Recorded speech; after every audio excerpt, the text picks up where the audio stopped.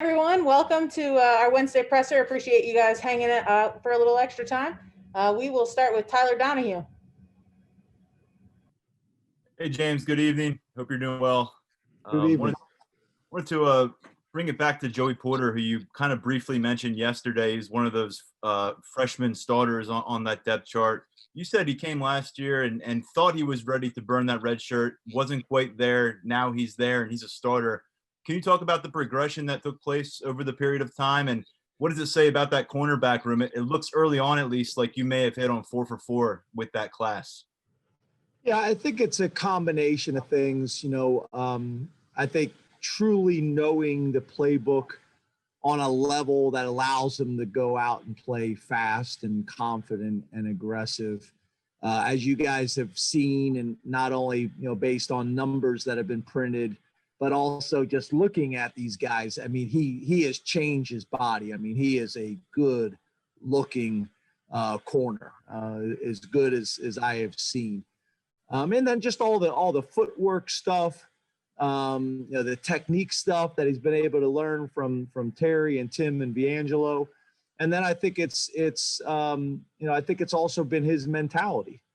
Obviously growing up in a football family has helped him as well. It's funny. I think I mentioned this last week. He talked to the freshmen the other day about, don't stress out about where you're at right now. Last year Ellis played as a true freshman, and we're still really excited about Ellis, but he played as a true freshman while Joey redshirted, and now this year Joey's starting and Ellis is going to play a significant role as well. So, everybody's journey and path is different, but he's in a really good place, and I'm proud of him because he's really just matured in every area. It's funny. I was talking to his high school coach today, and we were just talking about it, how well he's doing. I was kidding around with him because his dad started out, I think, as a wide out and kept kind of moving. And I said, hey, you're going to keep moving all the way to D end? And he's like, no, I'm good right where I'm at. Go to Mark Brennan. Hey, James, thank you for doing this tonight. Hey, Mark. Hey, you talked a couple of weeks ago to Steve about the depth of your offensive line and maybe playing some more guys. How many guys do you envision being able to actually play in a regular rotation? And are there some kids that maybe we haven't seen that you're expecting some things out of?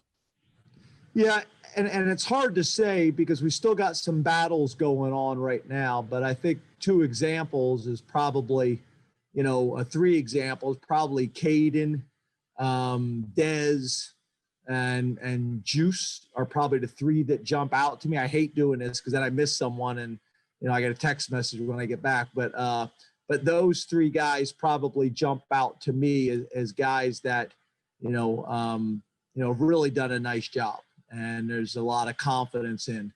We just got a really good group. I was thinking back, when I got here 6 years ago, and we had 5 offensive linemen on scholarship until we moved some guys over from defense, and I think about some guys right now that we would have loved to have then, so we're just in a really good position. And I think Trout's excited to be working with them, and he's done a really nice job.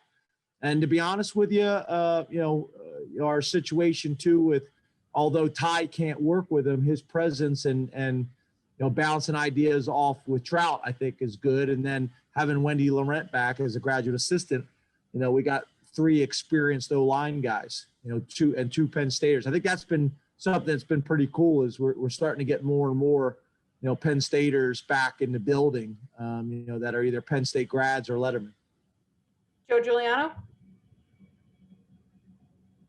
James, you spoke at length yesterday about your first road trip in a pandemic, and I was just wondering, could you clarify your policy on players and their families?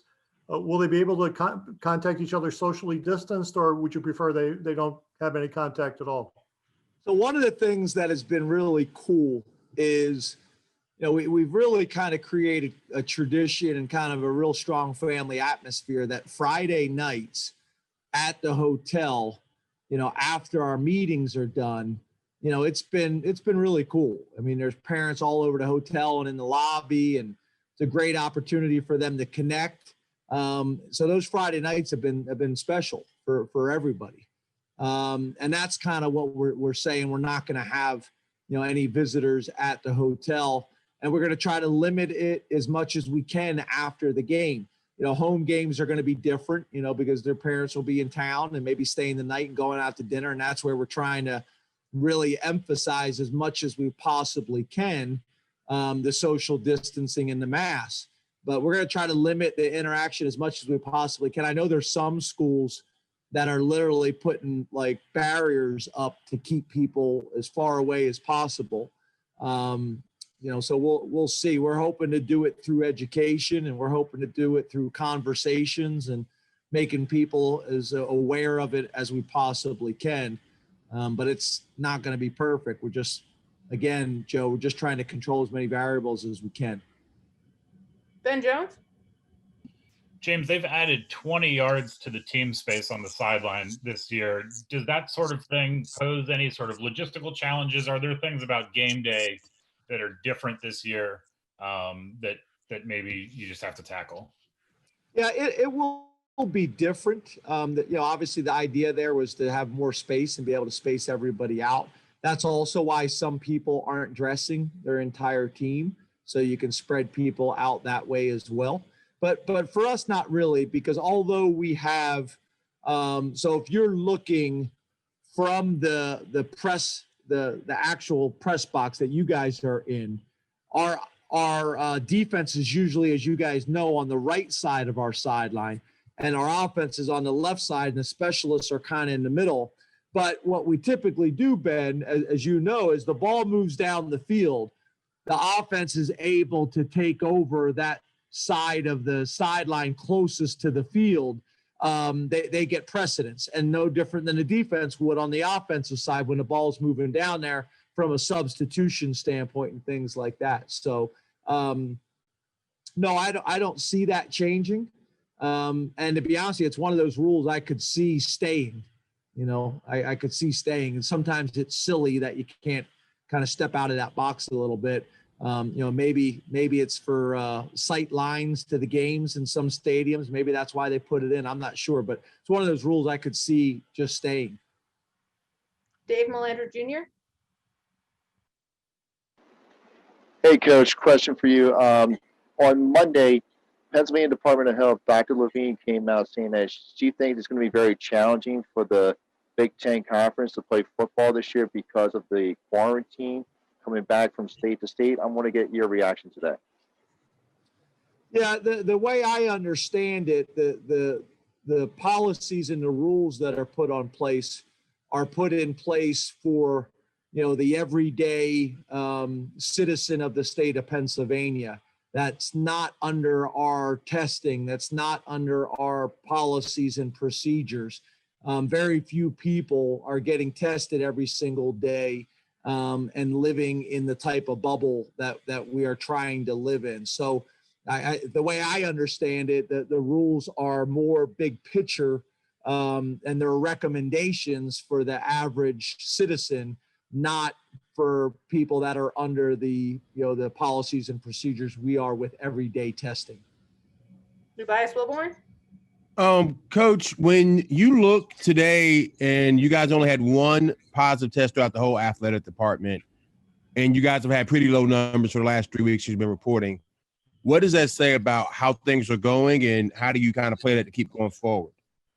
I don't want to say anything, Tobias, because I kind of get this feeling as soon as people feel like they're doing good and got a good system and don't respect the virus enough, then it gets you. So I just keep pounding the same messages home over and over and over again.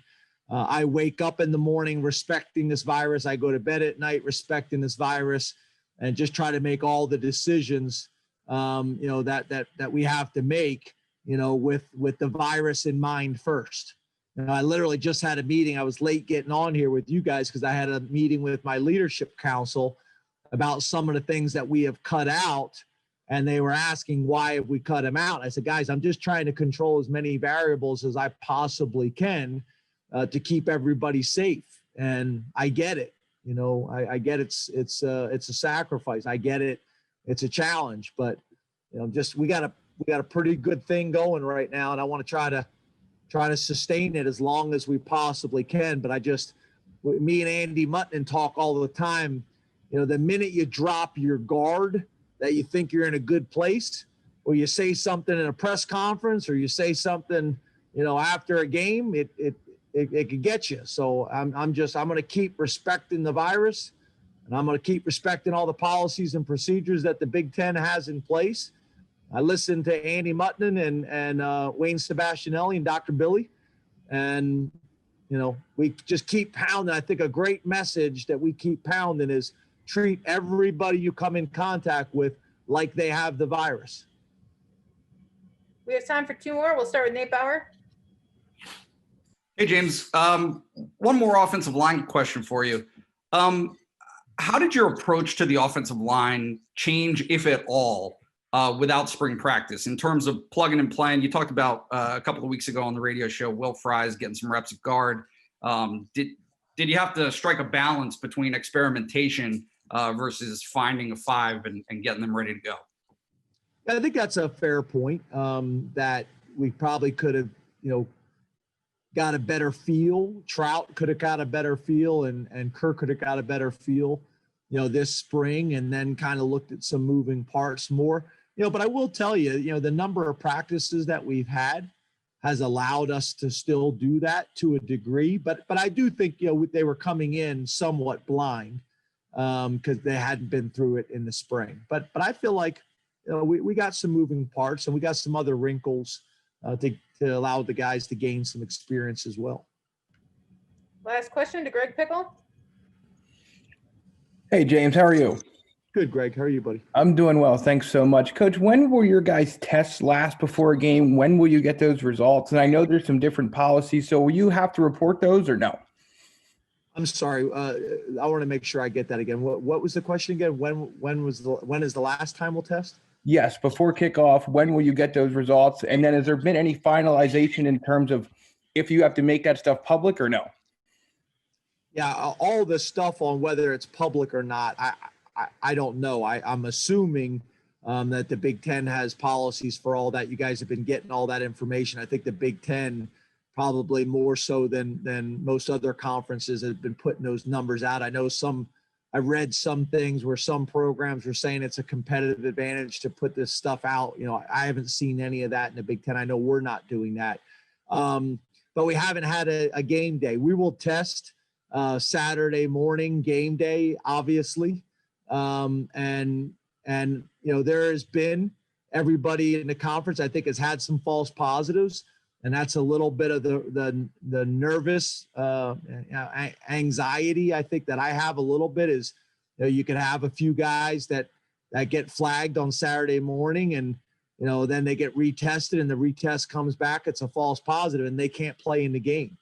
But again, at the end of the day, these were all the decisions and all the protocols that we put in place to keep everybody as safe as we possibly could. And the players knew that, and the parents knew that, and the coaches knew that. So there's not going to be a perfect system. And, you're probably going to have some people, and you're probably going to have some people held out of games, and some programs and some fan bases are going to be angry because it's going to come back as a false positive after the game, and they could have played. But, again, at the end of the day, if we're thinking about doing everything we possibly can to keep everybody safe, and understand that the system is not going to be perfect, and we can't remove all risk, and we can't remove all the challenges, it is what it is, and to me, as long as everybody's playing under the same parameters, then it's randomly fair. There's going to be some challenges and issues with it. There's no doubt about it. Thank you very much, Coach. Thanks, everybody.